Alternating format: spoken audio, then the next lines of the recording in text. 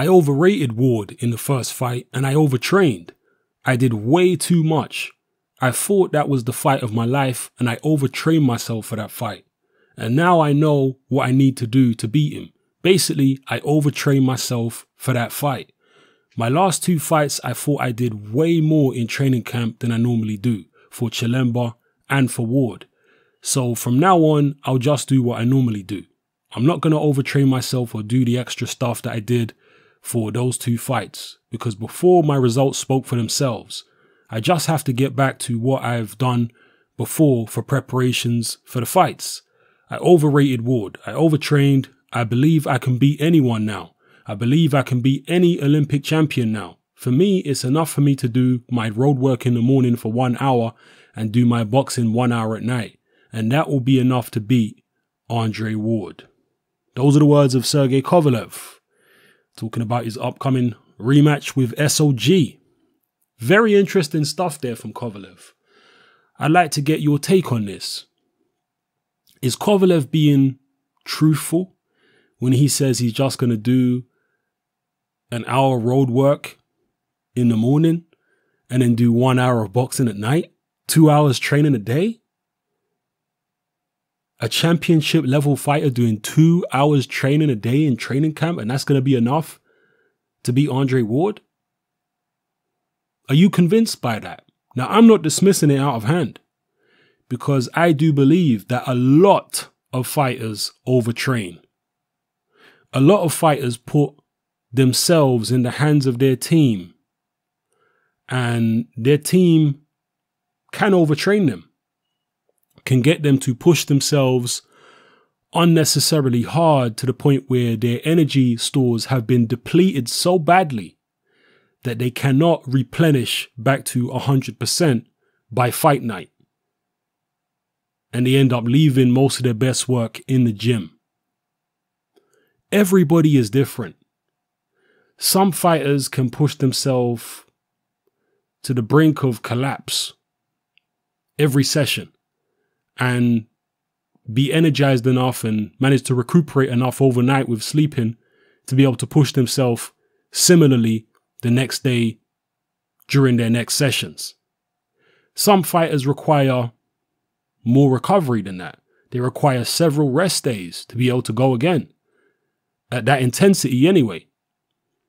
Not all fighters can train to a ridiculous intensity every session and get the best out of themselves. It may sound counterintuitive, but sometimes in boxing, less is more. You have to find the balance for each individual fighter. And a lot of the time, trainers and nutritionists and strength and conditioning coaches don't make enough allowances for the variances, the differences between individuals. Some individuals' bodies will respond very different to certain types and certain amounts of training than other individuals. So you have to be very in tune with the particular fighter that you're working with and know exactly how their body responds. You need to be asking them all the time how they feel. And the most important thing, if you're a trainer or a strength and conditioning coach or a nutritionist, is not to watch the times that your fighter gets on the running track or the amount of weight he can lift in the gym, on the bench press or whatever, or the squats. No, the most important thing that you need to watch is how he's performing in sparring. That's the most important thing. That's where it matters most, not how he performs doing all these calisthenics and resistance training. That's not the most important thing. It's how he's performing in sparring. So if he performs his best that you've ever seen him in sparring with only 2 hours of training a day, then maybe that's the way to go. Maybe that's the case for Sergey Kovalev. Or it could be a case of Sergey Kovalev trying to lull Andre Ward into a false sense of security.